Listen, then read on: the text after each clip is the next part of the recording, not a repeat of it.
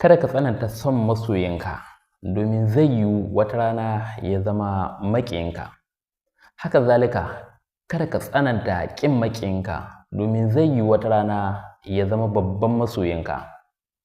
Akwai wasu abubuwa guda biyu da ba su da amfani a rayuwa, shine soyayya ba aure da kuma aure ba soyayya. Sai dai kuma akan gudanar da soyayya kamin aure.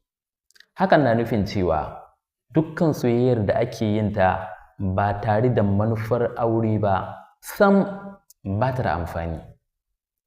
Idan kun ce tana da amfani, ku ajiye mana a comment section tare da cikakken bayani. To ba shi ba, wanda baya da aikin yi, bai kama komai ba, ba wani abu da ya aje, ya kuke ganin matsayin soyayyarsa? Za ta kasance mai tasiri ko kuma dai shirme ne?